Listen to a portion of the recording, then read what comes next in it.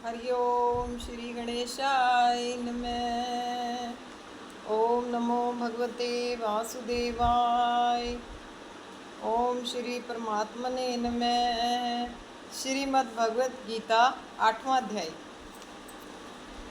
इस प्रकार भगवान के वचनों को ना समझकर अर्जुन बोले, हे पुरुषोत्तम, जिसका आपने वर्णन किया वह ब्रह्म क्या है, अध्यात्म क्या है, कर्म क्या है और अधिभूत नाम से क्या कहा गया है, अधिदैव नाम से क्या कहा जाता है।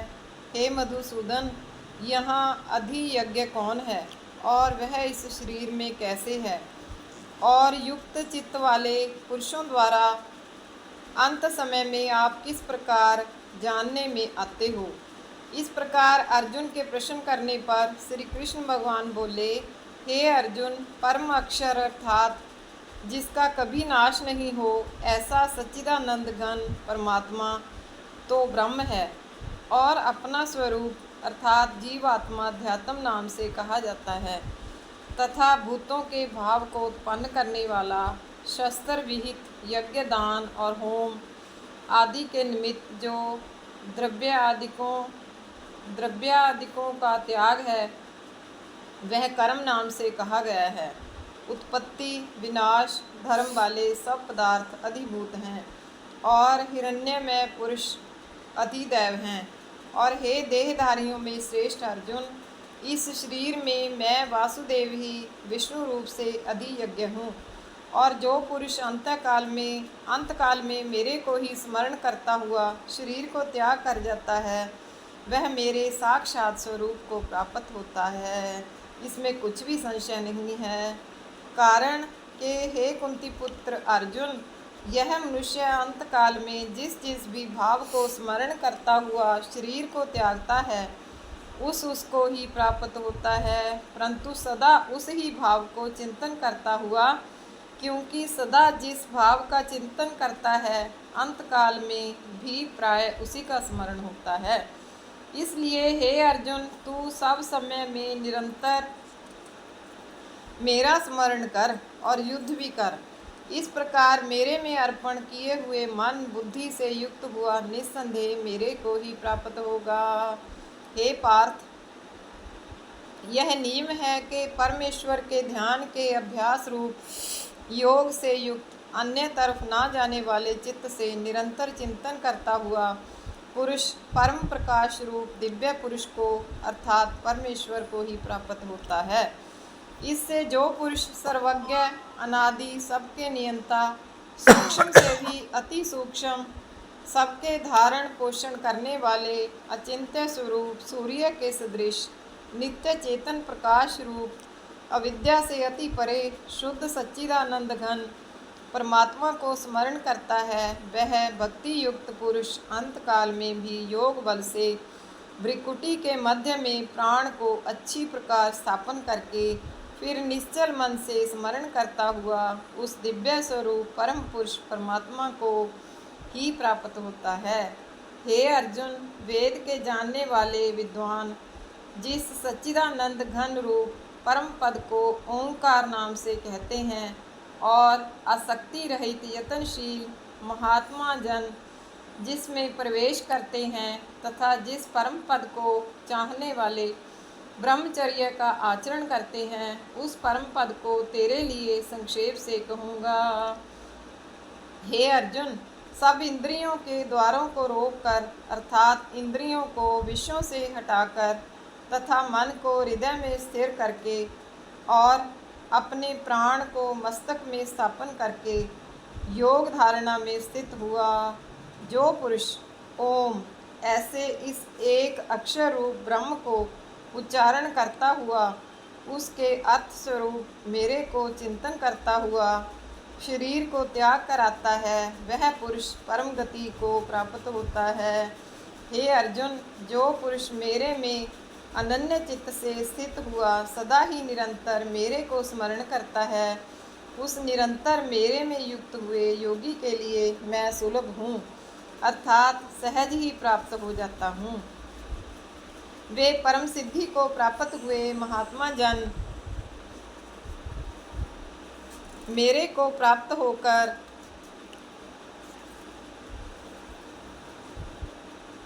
दुख के स्थान रूप क्षणभंगुर पुनर्जन्म को नहीं प्राप्त होते हैं, क्योंकि हे अर्जुन, ब्रह्मलोक से लेकर सब लोग पुनरावर्ती स्वभाव वाले अर्थात जिनको प्राप्त होकर पीछा संसार में आना पड़े ऐसे हैं परंतु हे कुंती पुत्र, मेरे को प्राप्त होकर उसका पुनर्जन्म नहीं होता है, क्योंकि मैं कालातीत हूँ और यह सब ब्रह्मादिक के लोक काल करके अवधि वाले होने से अनित्य हैं। हे अर्जुन, ब्रह्मा का जो एक दिन है उसको 1000 चौकड़ी युग तक अवधि वाला और रात्रि को भी 1000 चौकड़ी युग तक अवधि वाली जो पुरुष तत्व से जानते हैं, अर्थात काल करके अवधि वाला होने से ब्रह्मलोक को भी अनित्य जानते हैं, वे योगी जन काल के तत्व को जानने वाले हैं। इसलिए वे यह भी जानते हैं कि संपूर्ण दृश्य मात्र भूतगण ब्रह्मा के दिन के प्रवेश काल में अव्यक्त से अर्थात ब्रह्मा के सूक्ष्म शरीर से उत्पन्न होते हैं और ब्रह्मा की रात्रि के प्रवेश काल में उस अव्यक्त नामक ब्रह्मा के सूक्ष्म शरीर में ही लय होते हैं। वह ही यह भूत समुदाय उत्पन्न होकर प्रकृति के वश में हुआ रात्रि के प्रवेश काल में लय होता है और दिन के प्रवेश काल में फिर उत्पन्न होता है। हे अर्जुन, इस प्रकार ब्रह्मा के 100 वर्ष पूर्ण होने से अपने लोक सहित ब्रह्मा भी शांत हो जाता है, परंतु उस अव्यक्त से भी अति परे दूसरा अर्थात विलक्षण जो सनातन अव्यक्त भाव है, वह सच्चिदानंद घन पूर्ण ब्रह्म परमात्मा सब भूतों के नष्ट होने पर भी नहीं नष्ट होता है, जो वह अव्यक्त अक्षर ऐसे कहा गया है, उसी ही अक्षर नामक अव्यक्त भाव को परम गति कहते हैं, तथा जिस सनातन अव्यक्त भाव को प्राप्त होकर मनुष्य पीछे नहीं आते हैं, वह मेरा परम धाम है। और हे पार्थ, जिस परमात्मा के अंतर्गत सर्वभूत हैं और जिस सच्चिदानंद घन परमात्मा से यह सब जगत परिपूर्ण है, वह सनातन अव्यक्त परम पुरुष अनन्य भक्ति से प्राप्त होने योग्य है। और हे अर्जुन, जिस काल में शरीर त्याग कर गए हुए योगी जन पीछा ना आने वाली गति को और पीछा आने वाली गति को भी प्राप्त होते हैं, उस काल को अर्थात मार्ग को कहूँगा। उन 2 प्रकार के मार्गों में से जिस मार्ग में ज्योतिर्मय अग्नि अभिमानी देवता है और दिन का अभिमानी देवता है तथा शुक्ल पक्ष का अभिमानी देवता है और उत्तरायण के 6 महीनों का अभिमानी देवता है, उस मार्ग में मरकर गए हुए ब्रह्मवेत्ता अर्थात परमेश्वर की उपासना से परमेश्वर को प्रोक्ष भाव से जानने वाले योगी जन उपरोक्त देवताओं द्वारा क्रम से ले गए हुए ब्रह्म को प्राप्त हुए हैं। जिस मार्ग में धूमा अभिमानी देवता है और रात्रि अभिमानी देवता है तथा कृष्ण पक्ष का अभिमानी देवता है और दक्षायन के 6 महीनों का अभिमानी देवता है, उस मार्ग में मरकर गया हुआ सकाम कर्मयोगी उपरोक्त देवताओं द्वारा क्रम से ले गया हुआ चंद्रमा की ज्योति को प्राप्त होकर स्वर्ग में अपने शुभ कर्मों का फल भोग कर पीछा आता है। क्योंकि जगत के यह 2 प्रकार के शुक्ल और कृष्ण अर्थात देवयान और पितृयान मार्ग सनातन माने गए हैं। इनमें एक के द्वारा गया हुआ पीछा ना आने वाली परम गति को प्राप्त होता है और दूसरे द्वारा गया हुआ पीछा आता है अर्थात जन्म मृत्यु को प्राप्त होता है।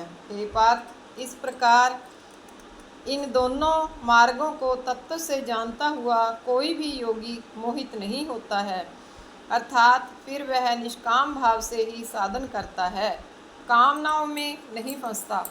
इस कारण हे अर्जुन, तू सब काल में समतप बुद्धि रूप योग से युक्त हो अर्थात निरंतर मेरी प्राप्ति के लिए साधन करने वाला हो, क्योंकि योगी पुरुष इस रहस्य को तत्व से जानकर वेदों के पढ़ने में तथा यज्ञ तप और दान आदिकों के करने में जो पुण्य फल कहा है उस सब को निस्संदेह उल्लंघन कर जाता है और सनातन परम पद को प्राप्त होता है। श्रीमद् भगवत गीता रूपी उपनिषद एवं ब्रह्म विद्या तथा योग शास्त्र विषयक श्री कृष्ण और अर्जुन के संवाद में अक्षर ब्रह्म योग नामक 8वां अध्याय। ओम नमो भगवते वासुदेवाय। श्री कृष्ण गोविंद हरे मुरारी, हे नाथ नारायण वासुदेव। श्री कृष्ण गोविंद हरे मुरारी, हे नाथ नारायण वासुदेव। श्री कृष्ण गोविंद हरे मुरारे, हे नाथ नारायण वासुदेव। अच्युतं केशवं रामनारायणं कृष्णदामोदरं वासुदेवं हरिं श्रीधरं माधवं गोपिकावल्लभं जानकी नायकं श्रीरामचन्द्रं भजे। बोल कृष्ण भगवान की जय। ओम नमो भगवते वासुदेवाय। ओम नमो भगवते वासुदेवाय। ओम नमो भगवते वासुदेवाय। बोल कृष्ण भगवान की